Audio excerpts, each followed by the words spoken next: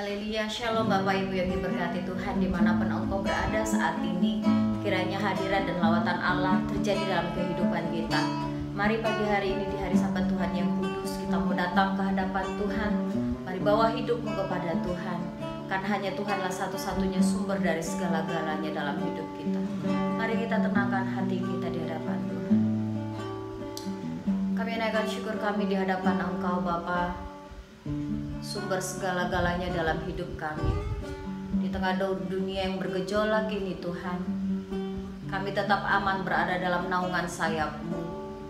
Kami tetap kuat berdiri bersama dengan Engkau Tuhan. Engkaulah penjunan hidup kami, dan kami percaya rencana indah Tuhan telah sediakan bagi setiap kami.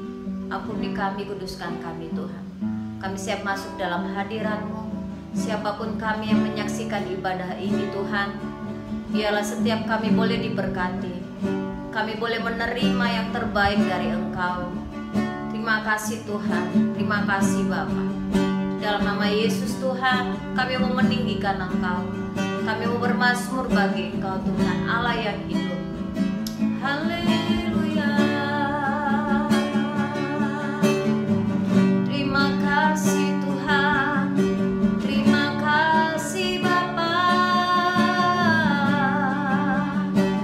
Kau sungguh baik, Kau sangat baik Tuhan. Haleluya. Oh, syukur, kami beri syukur, kami beri syukur hanya bagimu Yesus.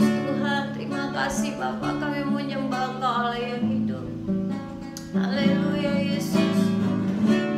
Ku menyembah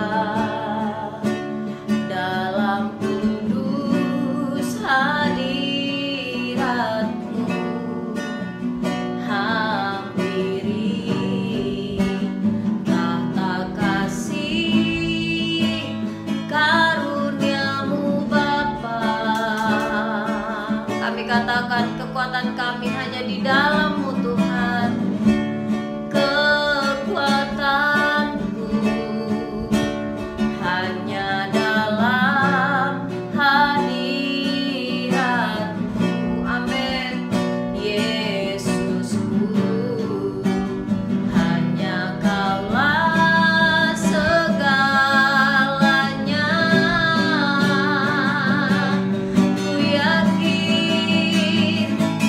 Yakin Kau hadir di sini, amin.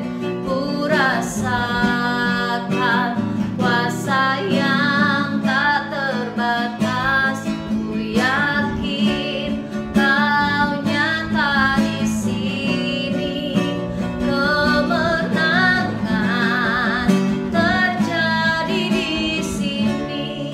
Mari lebih lagi katakan kepada Tuhan, yakinkan hidupmu bahwa Tuhan hadir bersama dengan kita. Ku menyembah dalam kudus hadirat-Mu. Hampiri tahta kasih karunia-Mu Bapa. Kekuatanku Tuhan, kekuatanku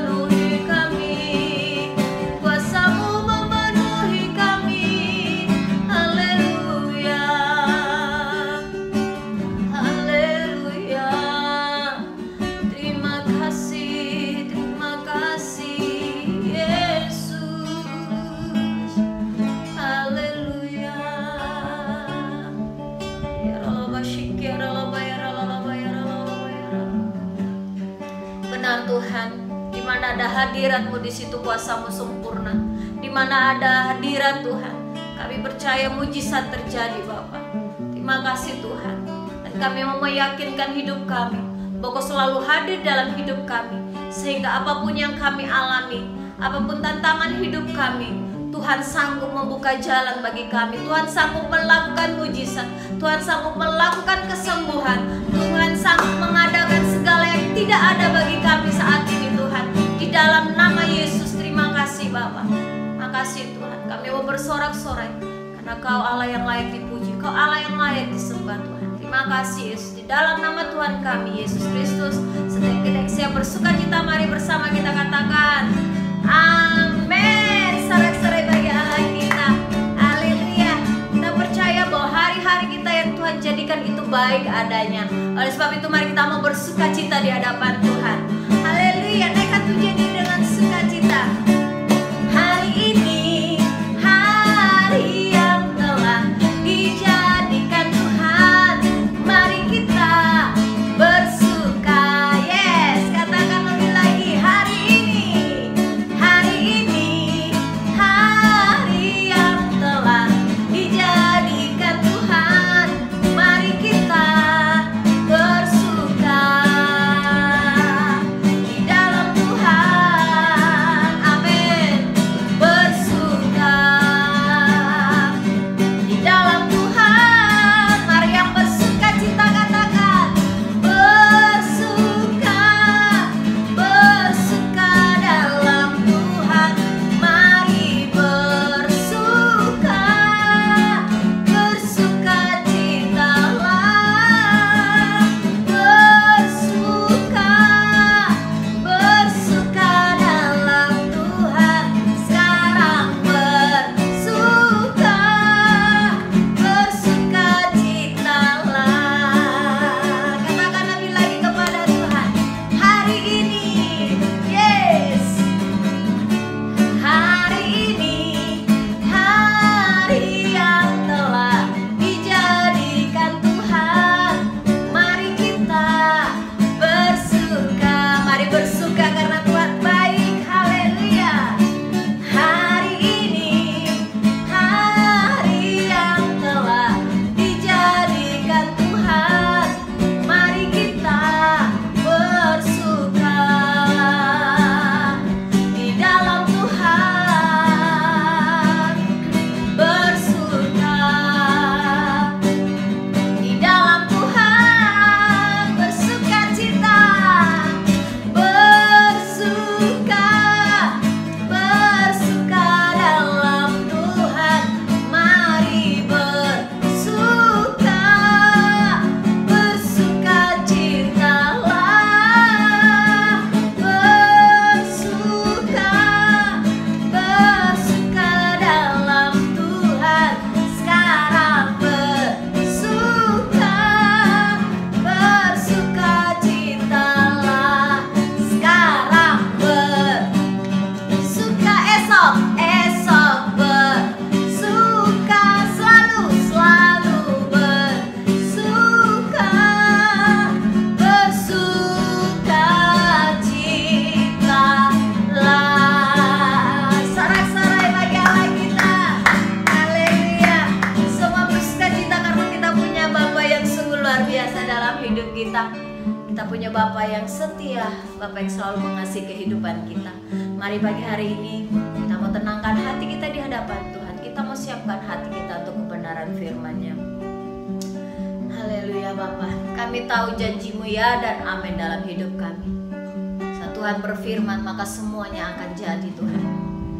Itu yang kami percaya karena Kau terlalu sanggup Tuhan untuk melakukan perkara yang ajaib.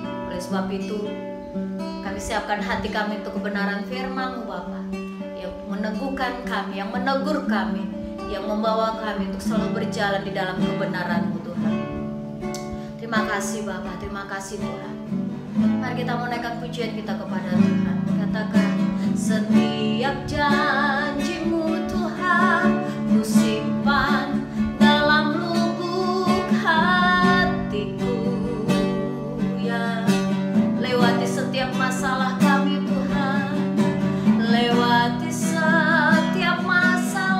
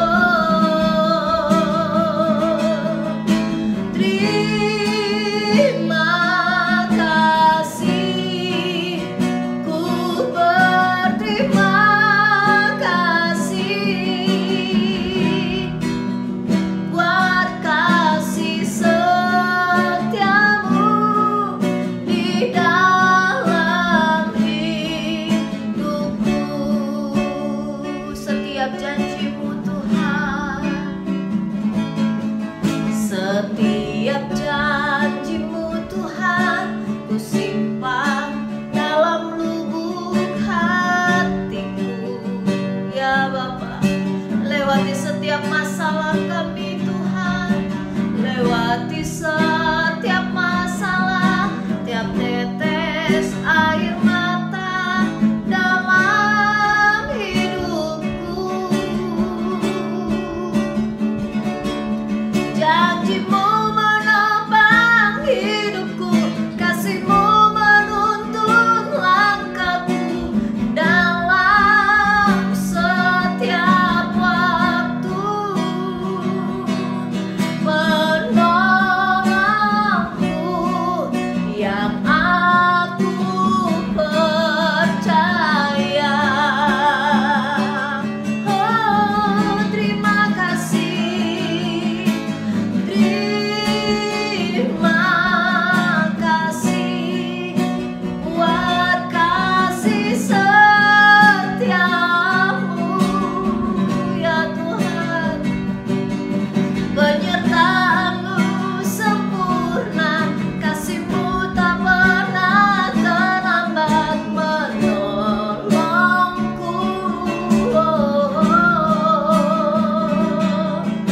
Terima kasih, ku berterima kasih Yesus buat kasih setiamu di dalam hidupku, buat kasih setiamu Tuhan, buat kasih setiamu Yesus, buat kasih setiamu,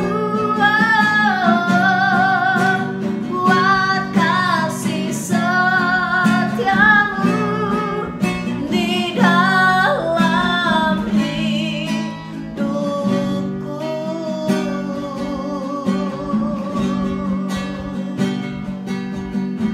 Kami bersyukur ya Bapa, karena pada pagi hari ini kembali Tuhan berikan kami kesempatan bisa berjumpa bersahati di dalam ibadah, dan kami yakin akan setiap janji-Mu selalu mengatakan iya dan amin. Semua yang Kau ucapkan pasti jadi.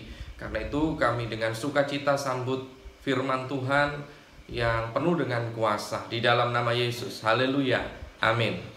Shalom saudara dikasih Tuhan, saya percaya kita semua tetap antusias, bersemangat, dan bersukacita menantikan setiap janji firman Tuhan yang kita yakini penuh dengan kuasa yang luar biasa dan sangat berdampak dalam hidup kita.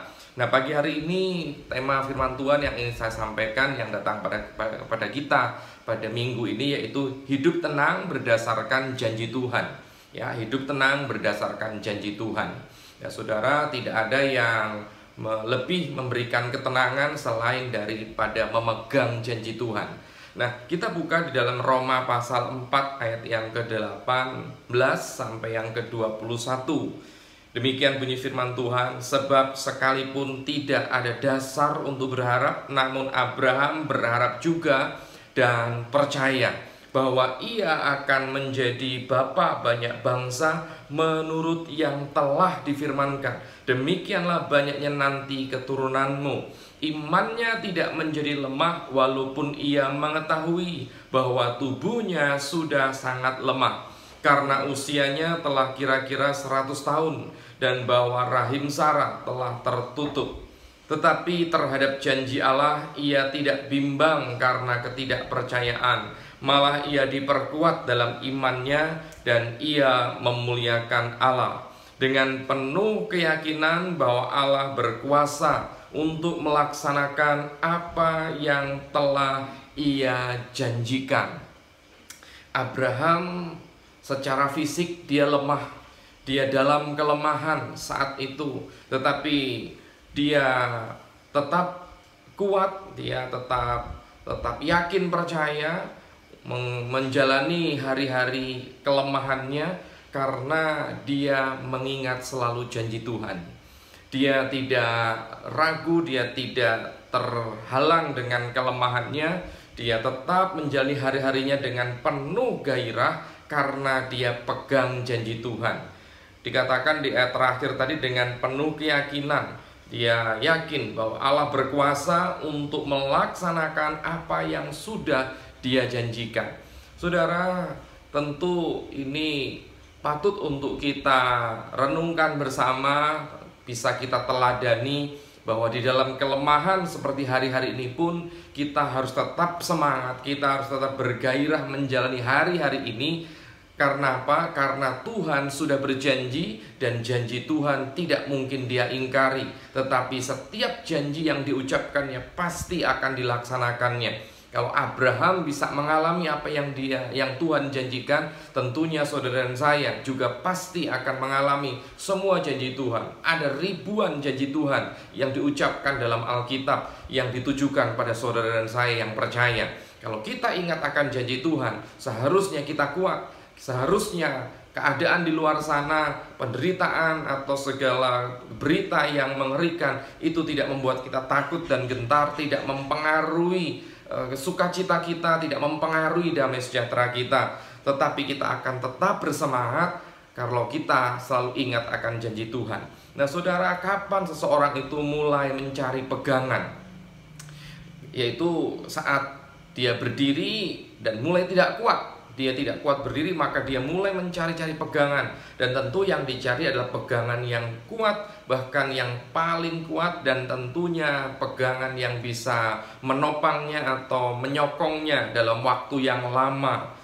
Nah saudara, masalahnya adakah sesuatu yang kuat untuk kita pegang di bumi ini dalam waktu yang lama? Sementara kita tahu segala kekuatan yang selama ini benar-benar tampak kokoh dan tidak akan roboh, tidak akan runtuh, ternyata mulai runtuh semuanya satu persatu, menunjukkan bahwa memang tidak ada yang abadi di muka bumi ini, tetapi hanya firman Tuhan yang tinggal tetap. Semua boleh beranjak, semua boleh bergoncang, tetapi firman-Nya tinggal tetap. Oleh sebab itu saudaraku dikasihi Tuhan, biarlah firman Tuhan yang akan menjadi pegangan kita, yang berisi janji Tuhan. Itulah pegangan kita. Peganglah janji Tuhan, maka kita akan mengalami ketenangan. Peganglah janji Tuhan, maka tidak ada sesuatu pun yang akan bisa membuat atau merubah sukacita kita. Tetapi kita akan semakin yakin menjalani hari-hari ini, saudara. Saudara, hari-hari ini ada banyak anak Tuhan sayangnya larut di dalam ketakutan yang diberitakan oleh kepintaran para manusia atau orang-orang yang cerdas, saudara ya, para pengamat ekonomi, para ilmuwan, para ahli dalam bidang kesehatan, bidang cuaca, dan lain sebagainya. Semua mulai menganalisa, semua mulai menafsirkan. Dan sekalipun itu hanya sebatas perkiraan, tapi ternyata perkiraan mereka atau diagnosa mereka cukup membuat ketakutan dan kekhawatiran yang hebat dialami oleh banyak orang, dan terlebih lagi dialami juga oleh orang-orang yang percaya. Padahal itu hanya sebuah perkiraan atau sesuatu yang belum pasti atau belum bisa disebut sebagai harga mati, ya, belum sesuatu yang baku. Tapi kenapa sangat diyakini hingga ketakutan melanda semua orang, termasuk orang percaya? Bukankah ini sesuatu yang sangat disayangkan, saudara? Termasuk juga dalam kehidupan sehari-hari ada banyak hukum-hukum adat istiadat, aturan-aturan adat istiadat yang akhirnya menggerakkan atau mengendalikan sukacita seseorang, mengendalikan perasaan seseorang, sehingga ada ketakutan yang luar biasa menjalani hidup hanya gara-gara sebuah aturan-aturan yang dibuat oleh manusia, adat istiadatnya. Saudara, memang apapun yang kita percayai, itulah yang akan terjadi, ya. Nah, karena itu kalau kita percaya dengan apa aturan-aturan adat istiadat, kita pun akan mengalami apa yang kita percaya. Dan kalau kita percaya akan janji Tuhan, maka janji Tuhan yang akan kita alami, saudara.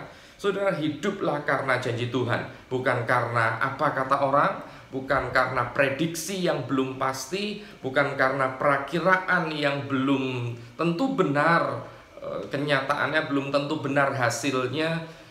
Tetapi janji Tuhan, terhadap janji Tuhan kita harus percaya. Nah saudara, dengan segala janjinya itu seharusnya sekali lagi kita tidak perlu takut, kita tidak perlu cemas, kita tidak perlu khawatir. Lalu apa yang bisa membuat kita percaya akan janji Tuhan? Apa yang membuat kita lebih tenang hidup berdasarkan janji Tuhan, atau hidup berpegang pada janji Tuhan? Apa yang membuat kita tetap berpegang pada janji Tuhan? Yang pertama, saudara, kita harus mengenal Tuhan, atau kita harus memiliki pengenalan akan Tuhan. Sebelum kita mengenal baik seseorang, maka kita akan terus menebak-nebak sifat orang itu. Karena kita belum kenal orang itu. Kita hanya bisa menerka, kita hanya bisa mengira-ngira, kita hanya bisa menebak-nebak sifat dari orang itu.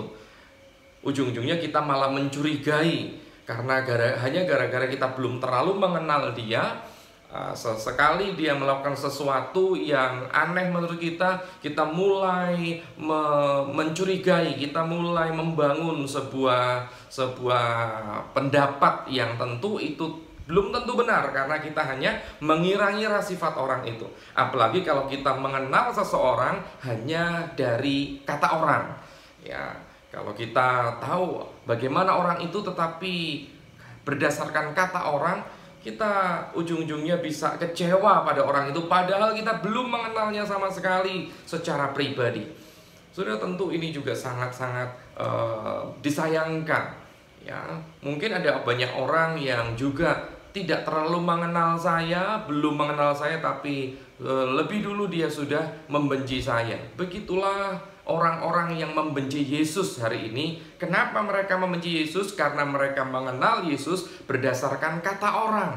Mereka tidak mengenal secara pribadi, mengenal Yesus secara langsung, saudara. Sehingga mereka lebih dulu atau terburu-buru untuk membenci dan menghakimi Yesus. Tapi ternyata tidak hanya orang yang di luar sana yang membenci Yesus dan mudah kecewa kepada pribadi Yesus, tapi ternyata di dalam gereja pun, anak-anak Tuhan pun banyak yang dengan mudahnya kecewa dan meninggalkan Yesus.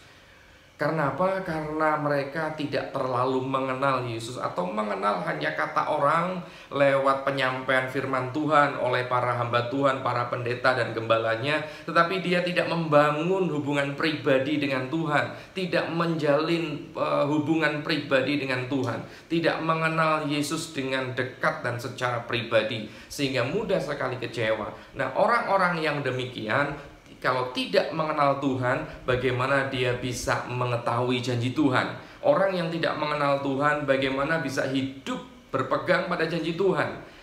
Karena salah satu ciri orang yang tidak mengenal baik, pasti dia tidak percaya akan janji yang diucapkan orang itu. Saya yakin saudara pun demikian. Bagaimana saudara percaya akan janji yang diucapkan oleh orang yang tidak terlalu saudara kenal? Kita akan sukar mempercayai sebuah janji yang diucapkan orang yang tidak terlalu kita kenal. Di dalam Alkitab juga tercatat bangsa Israel ini dikatakan bangsa yang bebal.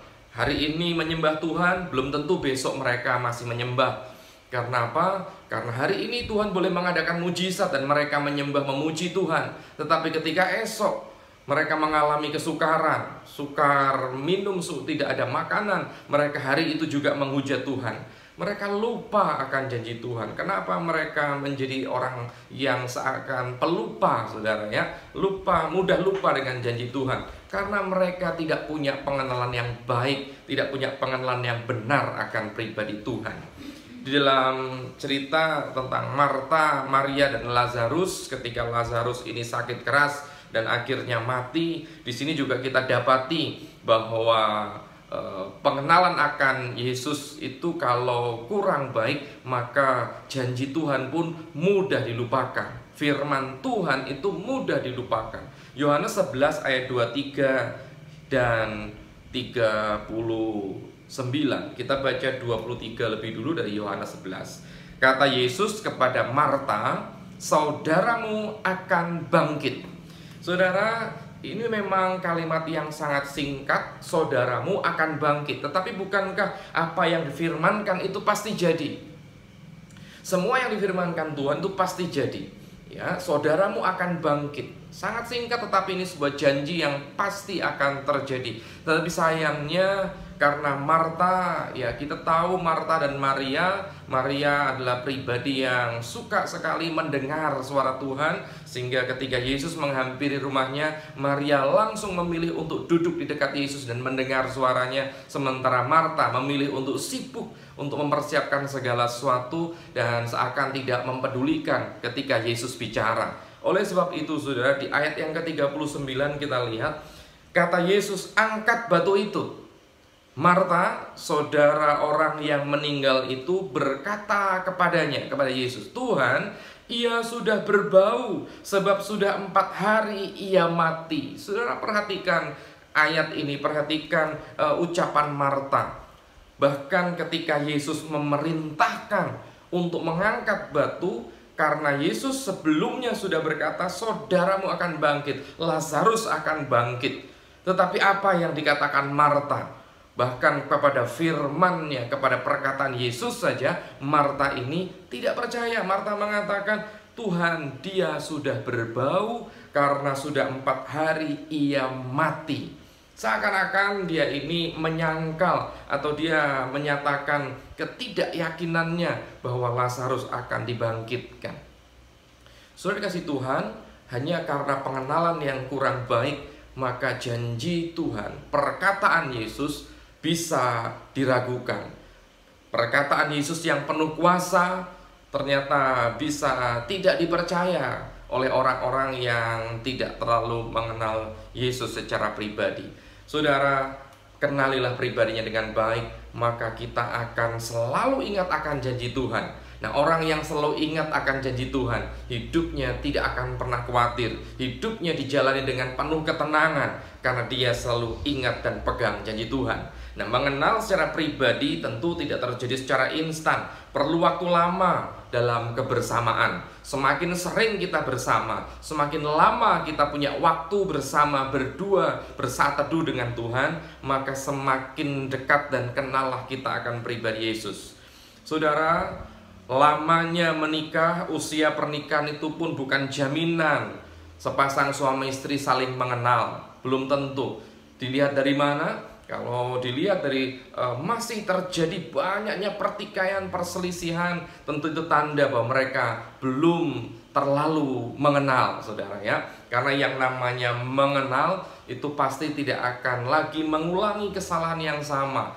Kalau seandainya seorang suami berbuat sesuatu dan ternyata itu membuat istrinya marah, tentu di situ dia harusnya belajar. Oh, ternyata kalau aku melakukan ini istriku marah, berarti aku tidak boleh melakukan hal ini lagi supaya dia tidak marah. Itu namanya mulai mengenal, saudara.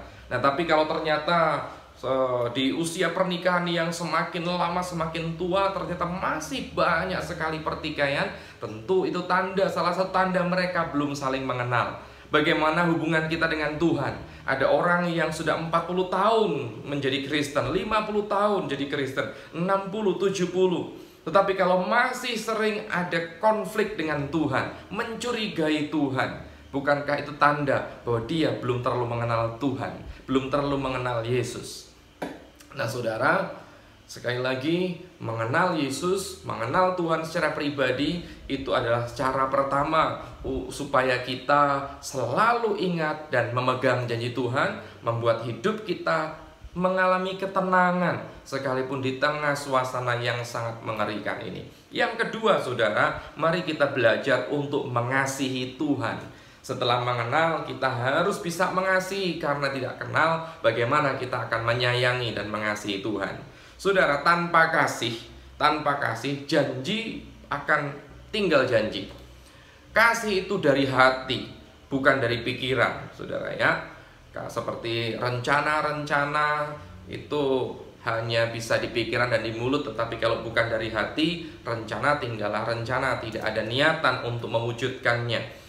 Apa yang ada di dalam pikiran itu mudah lupa, tetapi apa yang ada di dalam hati itu sukar untuk terlupakan karena sudah tersimpan di hati. Apa yang seringkali tersimpan di hati?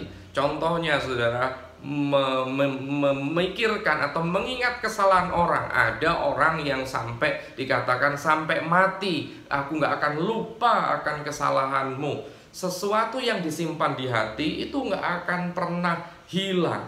Tetapi apa yang ada di pikiran, ingatan kita terbatas. Ya, daya tampung otak kita terbatas. Jadi sangat mudah lupa kalau janji Tuhan atau kasih Tuhan itu hanya kita taruh di pikiran kita tanpa kita masukkan di dalam hati. Kalau firman Tuhan, janji Tuhan kita masukkan di hati, kita nggak akan pernah lupa. Kita tak akan pernah lalai akan janji Tuhan. Nah, saudara, mengapa sekarang kita perlu mengasihi Tuhan? Saya yakin kita sudah terlalu familiar, terlalu sering mendengarkan mengasihi Tuhan. Dan firman Tuhan mengatakan kasihilah Tuhan itu dengan segenap hati, dengan segenap jiwa, dengan segenap akal budi, saudara. Segenap hati dulu.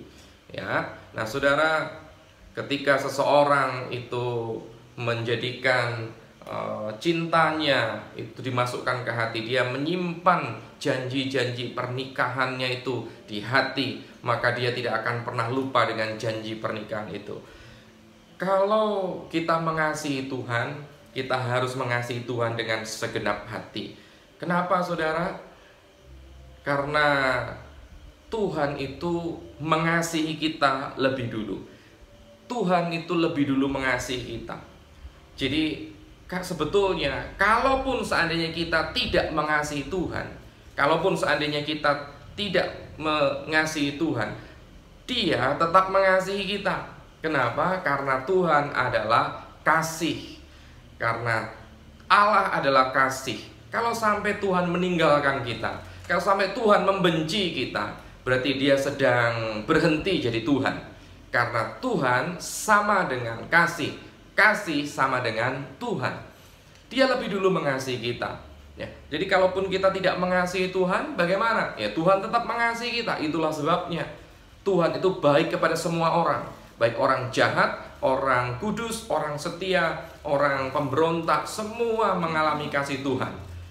Semua mengalami sinar matahari yang sama, hujan yang sama, semua dikasihi Tuhan. Tapi tentu ada bedanya orang yang membalas kasihnya Tuhan dengan orang yang tidak mengasihi Tuhan.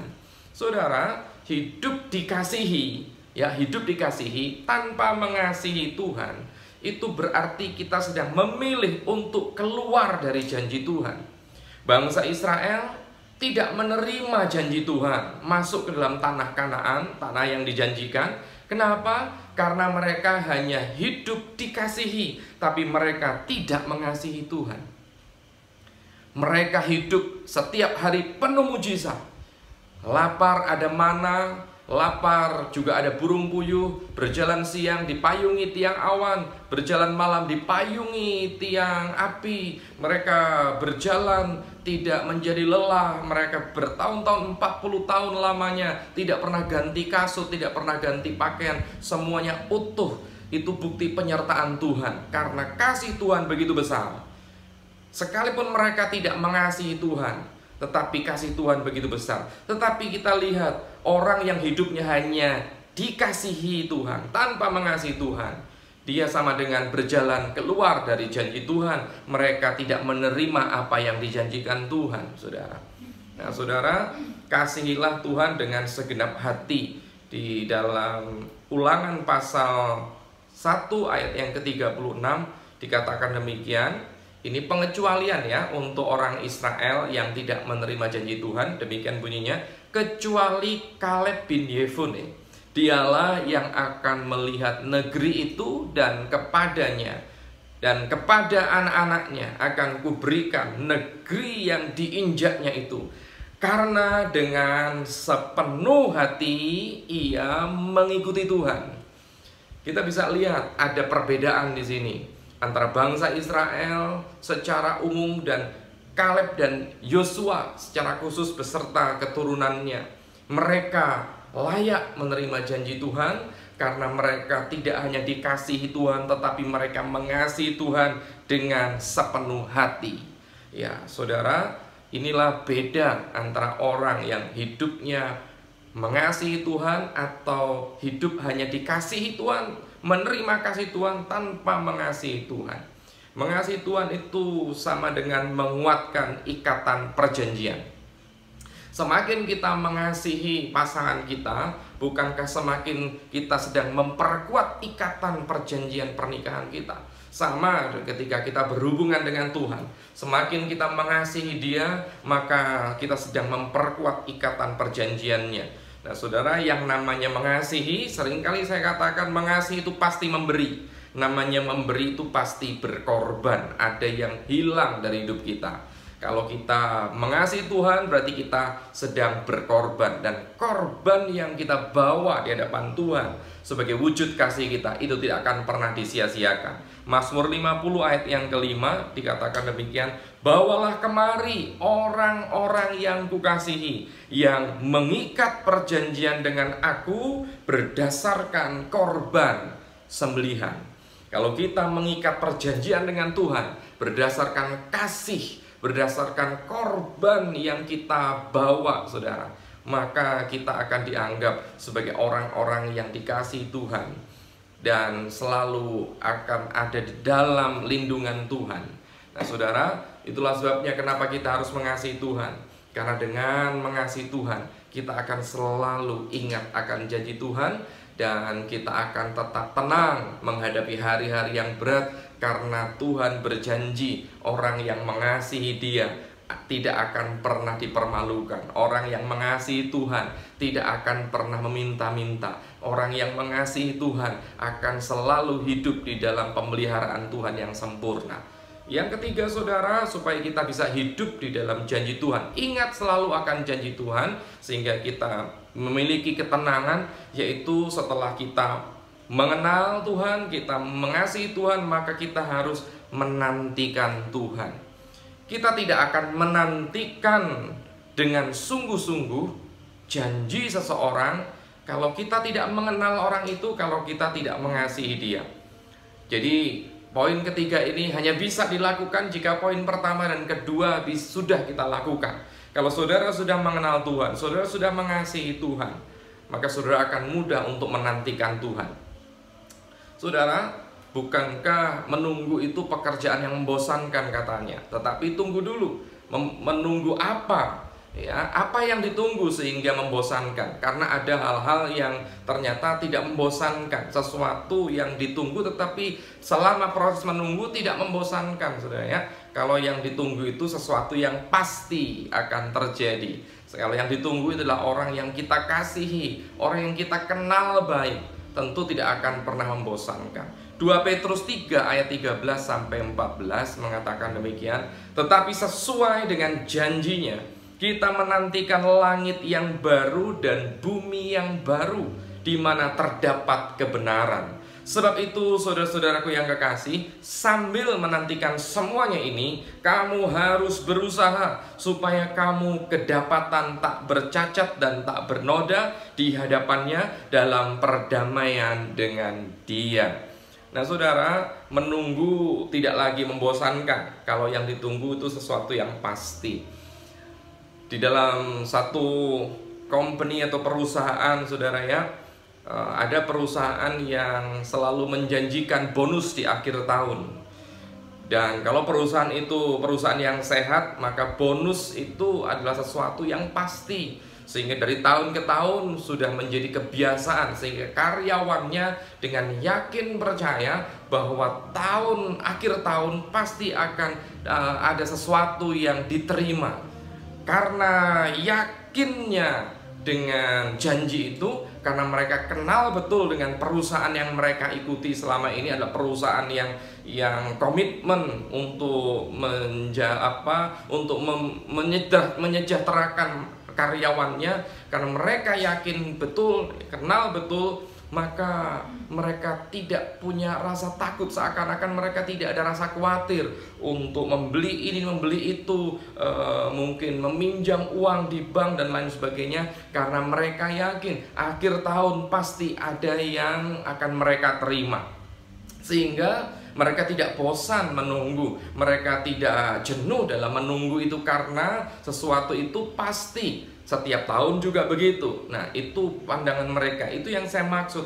Kalau kita menantikan Tuhan, saudara ya, kalau kita punya sikap menantikan Tuhan yang benar, maka kita tidak akan pernah bosan. Kita akan tetap hidup di dalam semangat yang menyala-nyala. Kita akan terus hidup di dalam gairah yang tidak akan pernah surut. Selalu hidup benar, menjaga kekudusan. Dan kita tidak akan pernah gentar atau kecewa dengan keadaan apapun, karena kita sedang menantikan janji Tuhan yang pasti, yang ya dan amin. Seharusnya kita juga tidak lagi menjalani hidup dalam ketakutan, kalau yang kita nantikan adalah sesuatu yang pasti. Ada banyak janji Tuhan. Tuhan berjanji akan membawa kita, memberi tempat kita di sorga. Tuhan berjanji tidak akan pernah meninggalkan. Tuhan berjanji bahwa akan membuat kita menjadi umat yang lebih daripada pemenang. Ada banyak sekali janji Tuhan yang harusnya kita tahu.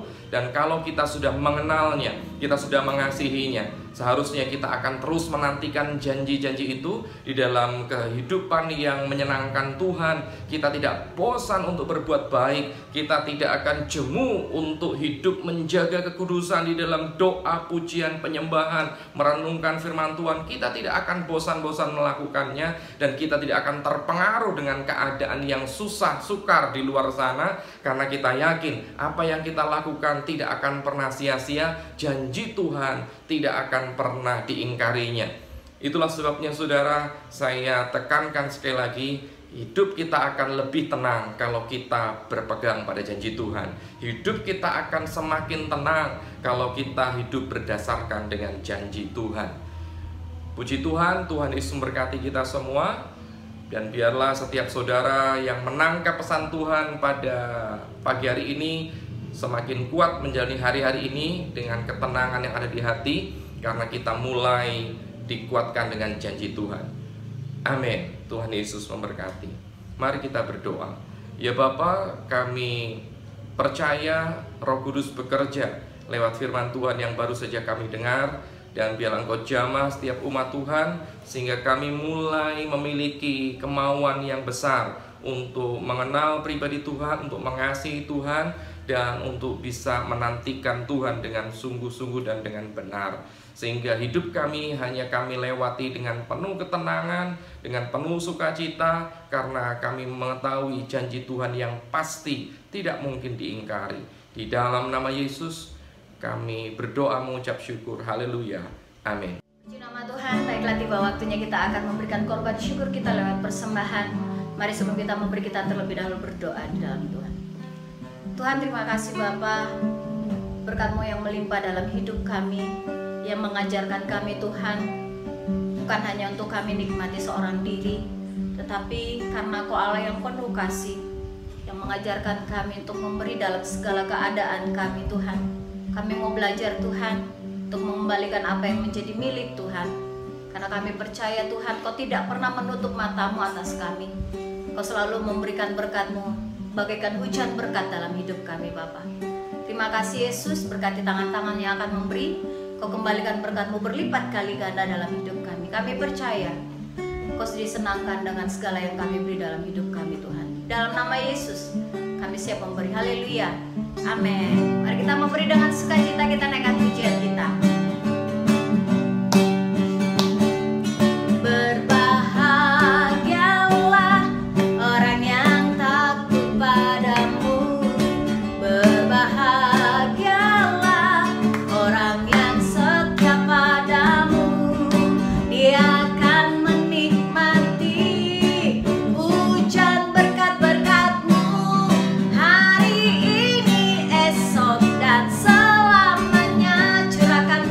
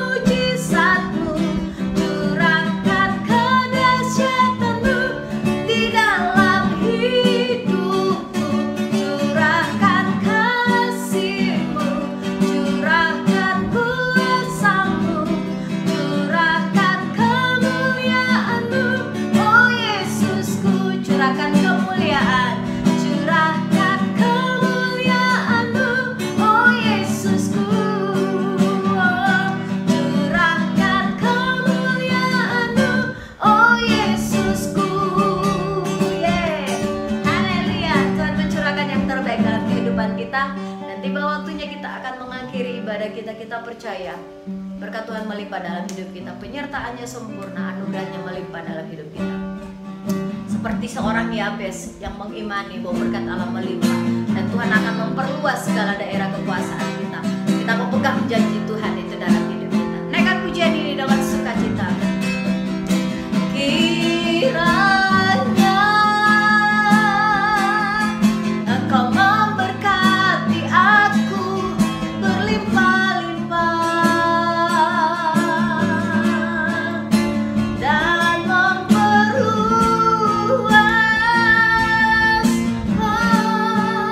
daerahku, dan kiranya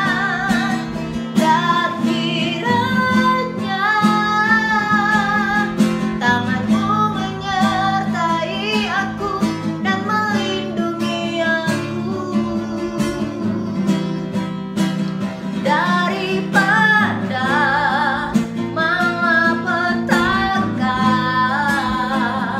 sehingga kesakitan tidak menimpa aku. Katakan lebih lagi, kiranya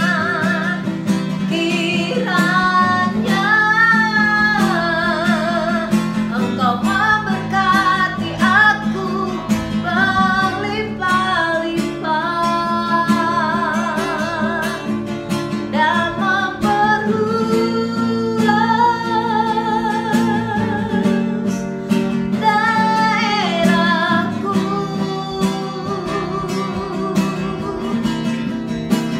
dan kiranya tanganmu menyertai aku dan melindungi aku daripada malapetaka, sehingga kesakitan tidak menimpa aku. Katakan Tuhan mendengar, Tuhan mendengarkan dan menjawab doaku.